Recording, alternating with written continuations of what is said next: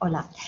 Esta ponencia tiene por título Percepción del mejoramiento humano en la práctica médica a través de una revisión sistemática en la base PubMed y forma parte del simposio Ética, Filosofía Moral, Bioética y Ética Médica y otras éticas aplicadas. Si os parece, voy a compartir pantalla para que podamos seguir el ritmo de la presentación pues un poco con más atención, ¿vale? Tenemos modo presentación y empezamos comentando qué es el mejoramiento humano. Hablamos de mejoramiento humano refiriéndonos a cualquier intervención genética, farmacológica o biomédica que no tiene un objetivo terapéutico, sino de mejora. ¿De qué? Pues mirad, apariencia, capacidades, rendimiento o bienestar. Ofrece muchas oportunidades que nunca habíamos podido imaginar, que podríamos gozar de ellas, pero también presenta importantes desafíos. Estos dos hechos los comparte con el transhumanismo y el posthumanismo. Pero también es verdad que hay una importante diferencia entre ellos. Transhumanismo y posthumanismo pretenden ser corrientes que promuevan determinadas actuaciones en la sociedad, por ejemplo, como el feminismo o movimientos que pretenden promover la concienciación ecológica. Sin embargo, el mejoramiento humano es una práctica ya real dentro de la medicina, dentro del ejercicio de la medicina. ¿Cuándo sucede? Bueno, cuando después de realizar el estudio médico al paciente, pues el profesional constata que no se cumplen los criterios para la prescripción de la petición que se haya realizado si se analizan bajo el prisma de la terapia, pero sin embargo el paciente puede seguir solicitando esta prescripción que ya se realizaría bajo criterios de mejora. De alguna forma, la decisión pasa a estar en la parte médica, en la parte profesional médica, y por lo tanto podemos considerar que los médicos son agentes imprescindibles para la realización del mejoramiento humano. Hay muchos tipos de mejoras, quizá pues, los más relevantes que puedan ser permanentes o temporales, y los motivos para solicitar la mejora pueden ser variados. Por ejemplo, mejorar cognitivamente, para tener un estado de ánimo óptimo. Y cuando hablamos de mejorar cognitivamente y en el estado de ánimo, por supuesto, va a influir mucho en el rendimiento del trabajo, en el estudio, va a ayudar a superar situaciones de sufrimiento o que surgen pues, a partir de la cotidianidad de la vida, porque a veces bueno, se genera mucho estrés. También se pueden solicitar mejoras deportivas o estéticas. En realidad, en todas ellas se busca mejorar las capacidades en un segundo nivel, podríamos hablar incluso de adquirir nuevas capacidades. Aquí tenemos más ejemplos.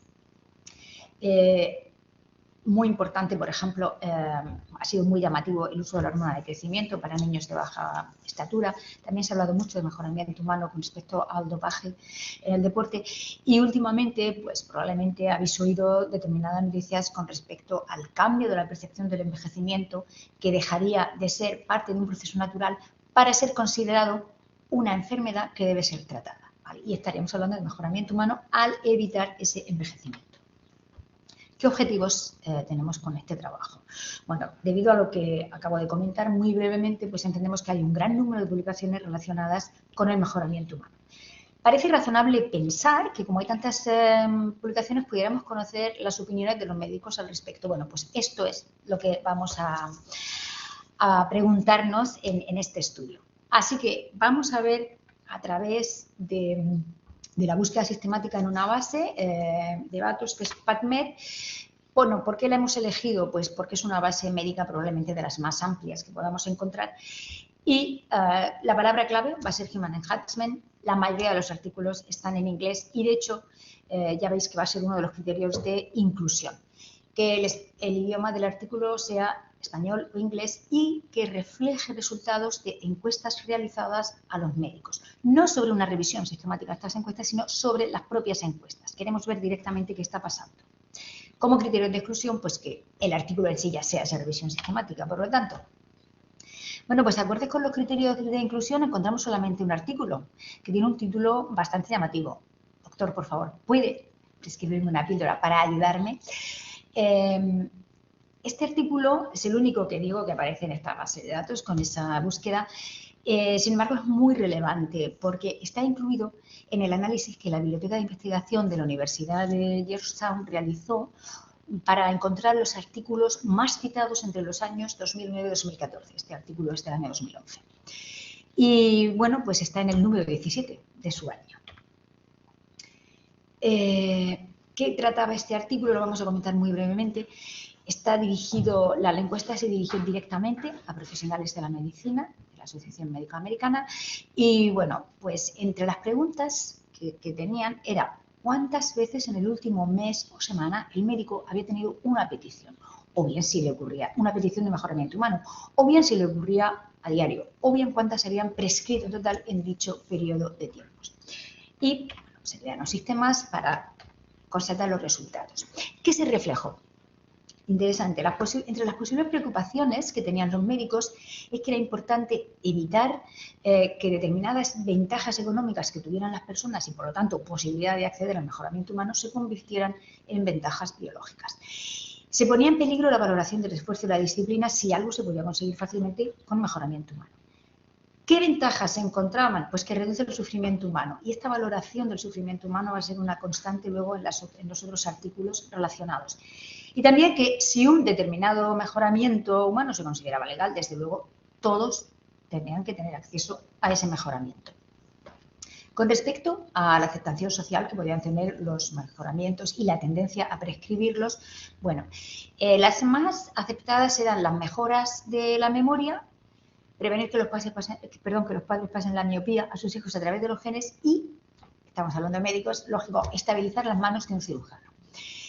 Entre las más rechazadas, hacer a los atletas más fuertes y rápidos, es decir, dopaje y mejoramientos que en un entorno militar hicieran a los soldados más agresivos.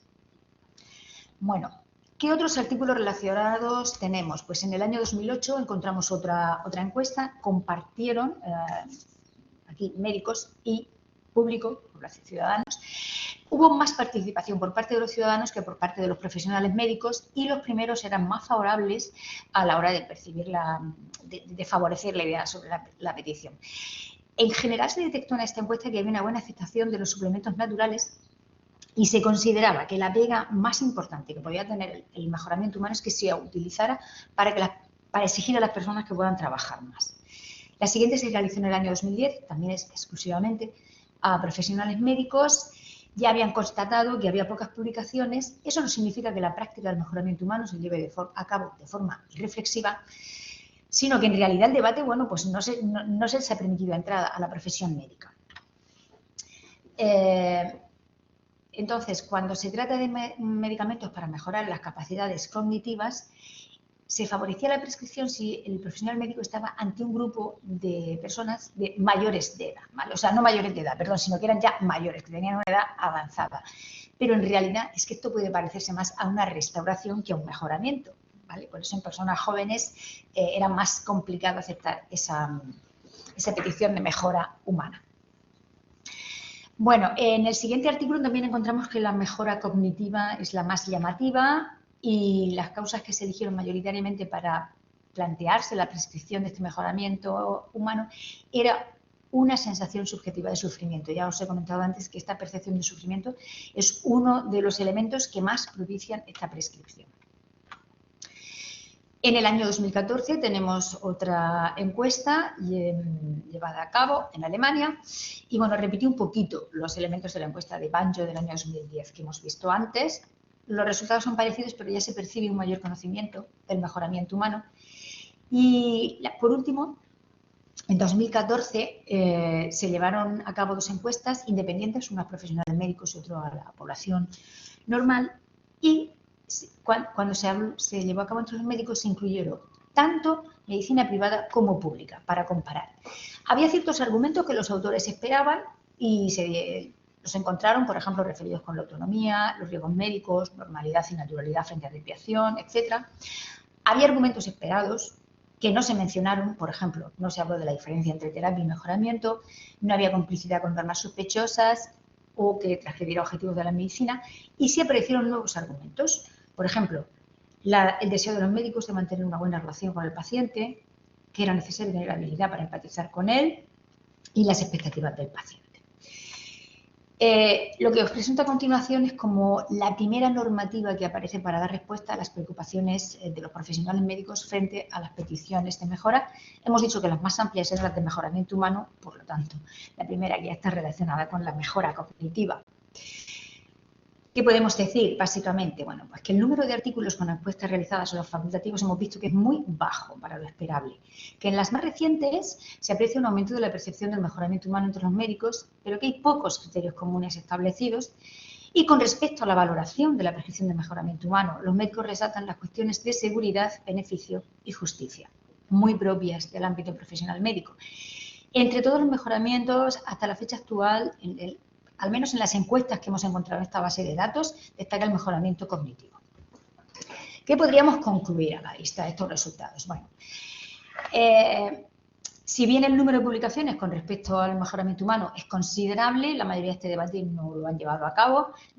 En las publicaciones, insisto, en esta base que hemos consultado los profesionales médicos, sino que ha estado restringido, bueno, pues al ámbito académico, muchas veces periodístico, científico, etc. El balance, por lo tanto, entre las publicaciones de la percepción de los usuarios y todos estos ámbitos que acabo de nombrar, y argumentaciones éticas, ideológicas, y realmente las publicaciones basadas en la percepción explícitamente del ámbito médico, bueno, está muy descompensado. Por lo tanto, concluimos, en primer lugar, pues que sería recomendable la realización de estudios empíricos para recoger sus preocupaciones y, además, no solo esto, sino que puedan aportar todo el resultado, la experiencia de todas estas décadas de prescripción de mejoramiento humano. Esto ayudaría mucho a asegurar criterios comunes de equidad en el acceso a la prescripción, por ejemplo. Y por último, el mejoramiento cognitivo, que hemos visto que es el más solicitado y el que acumula más prescripciones y más presencia en las publicaciones.